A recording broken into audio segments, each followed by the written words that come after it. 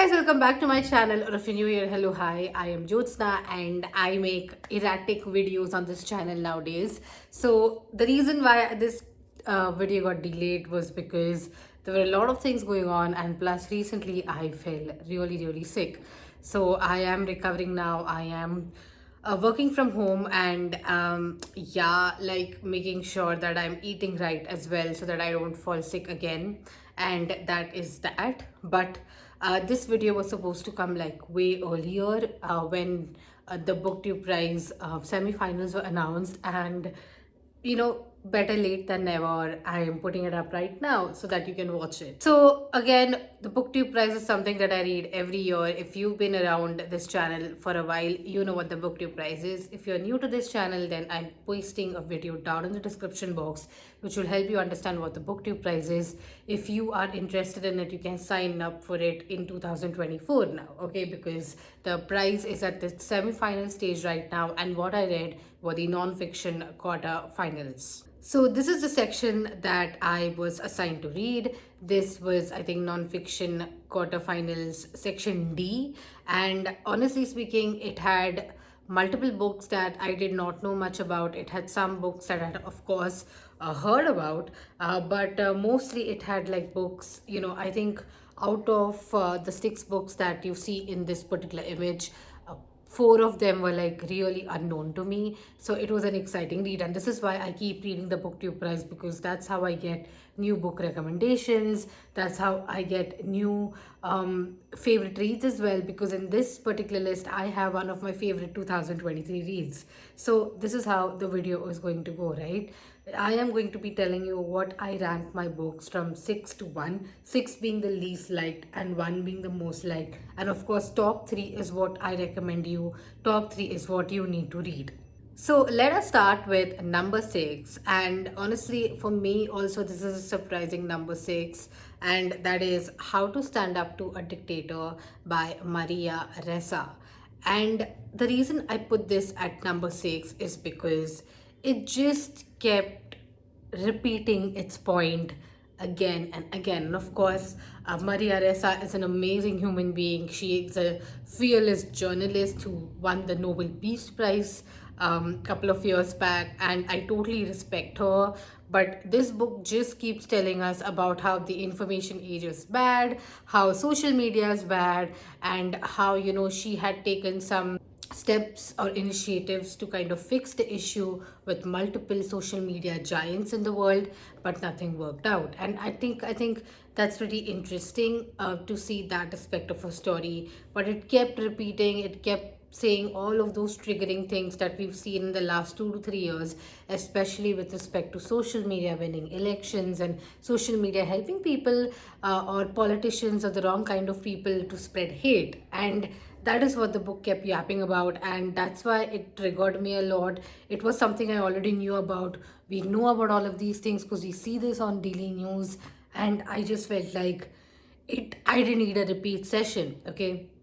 What I did like about the book though was Maria Resa's experiences. She's a Filipino American born in the Philippines, migrated to the US, and then came back to the Philippines to pursue her, journalistic career and stuff like that. So I think I liked her personal aspect of her story much more than her professional aspect. Of course, I respect the professional aspect and the evils that she's dealing with, but the evils are triggering. The evils are just something that we know about today that we are trying to avoid. The book number 5 in this particular list is Ed Yong's An Immense World.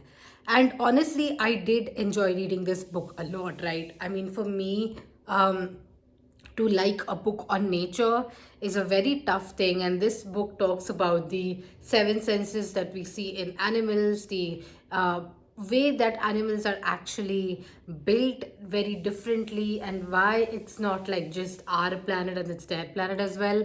And I get all of that stuff, but for me it read like a textbook, and it was very difficult to get through for someone who does not like typically read nature based books and someone who does not like biology or zoology in general, this was a tough book to get into. But despite that, if you are interested in nature, if you are someone who reads a lot of books based on nature, then this is a highly recommended book because of its content. So recommend this for nature lovers, otherwise I really don't recommend it. Then the fourth book in this list is His Name is George Floyd by Robert Samuels and Toulouse. I hope that's how you pronounce his first name. Olorunipa. Of course, I believe that's how you pronounce the last name. But with this book, I think I did find this book very interesting because going into the book, I did not have high expectations from it because we've all known about the George Floyd case. We all know about all the media trials that happened in this case, and of course, the eventual conviction of the police officers as well. But what this book tries to tackle is something unique, and that's why this is in the fourth place and not in the fifth or sixth place, is the systematic racism and the story of George Floyd through the systematic racism he had to face. It is a very, very good read in my opinion. It is, I won't say an eye-opening read because we know all of these things considering it's going on in the news, considering it's going on social media. And I think, as you see the other books, one of the biggest trends in this particular list would be those things that we already know that are there in our midst, those things that we discuss in news and on social media today. Those things do require attention, but they have got enough attention. But when it comes to the other things that we do not know much about, even those deserve a lot of attention, right? And that is like the theme of the entire Booktube prize section that I was assigned, because if you see the top three, that is how the trend is. But coming back to this particular book, I just felt like it was a good read. I did like it, but it was not like the best read out there. Now, coming to the top three books, honestly, I think these are the top three that I would like to recommend. It's always a tough fight between three and four, but eventually I just, do it as per what I feel is right? So, the third book in this list that I want to recommend is We Do Not Know Ourselves by Fintan O'Toole. And this is a book on Irish history. This is a book about the unheard Irish society. Like outside of Ireland, I do not think people generally read books regarding their history, at least like from what I've seen. The only book that kind of is famous from that part of Ireland, especially Northern Ireland in this case, would be, or from from Ireland as a whole, including Ireland, the country, and Northern Ireland, would be Say Nothing by Patrick Radden Keefe, and I have recommended this multiple times on this channel now.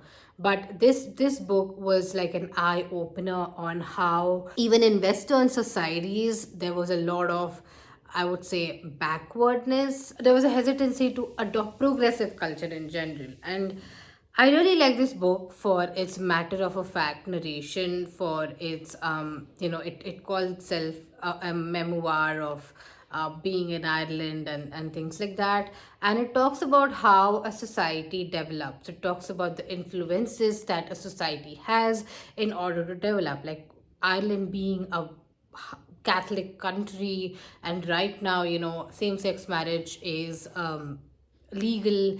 Also, abortion is legal to a certain extent, and things like that. So, how did they transition from being a very traditional, non-progressive, narrow-minded society to being a broad-minded, progressive, and liberal society, I would say? And like traditions are important, and I agree they're important, but if traditions harm people, if traditions are not good for people, like for example, there are many instances in India where traditions have harmed people, right? And I can name multiple one of them. And if you abolish those traditions, then you move forward from the old way of thinking and from the negative way of thinking. And I think this is what the book proves. It's very interesting, and this is the outcome of the book that shows the progress of any society that's been traditional to like a progressive society that can embrace a lot of changes despite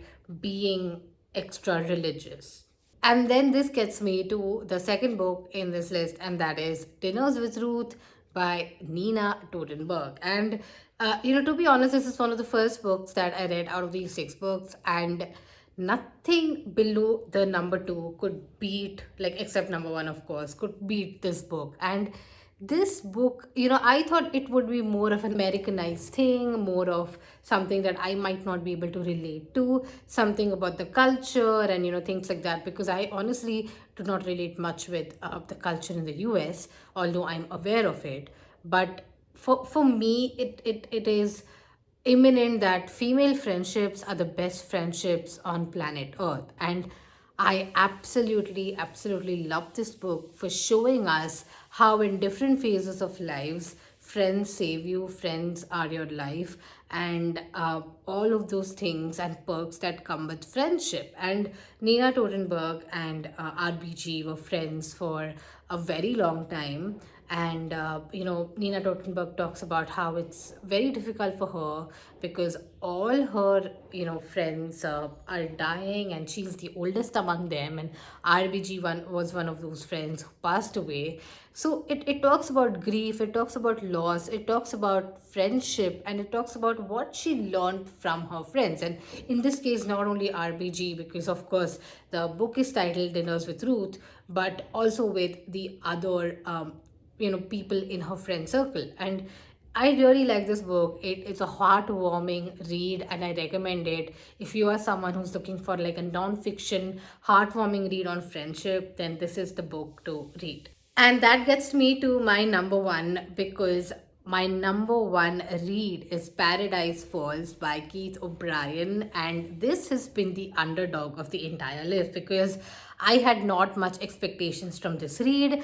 I was like, okay, what is Paradise Falls? Like, I don't even know what's Paradise Falls. But the investigative journalism, the aspect of storytelling that has gone into this read is amazing, because it talks about how huge companies are polluting the Niagara Falls, and how in the 1970s people around the Niagara Falls, or counties around the Niagara Falls, actually stood up against these companies and decided that they had enough.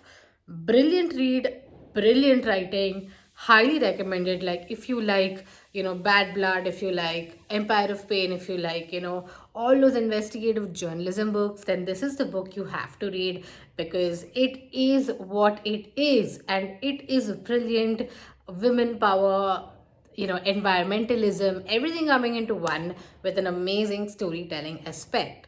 So yeah, I mean, I don't want to say much about it. I mean, you already got the context, but whatever happens is mentioned in the book, and you should read it for sure. So yeah, that is it for my Booktube prize non-fiction section D shenanigans.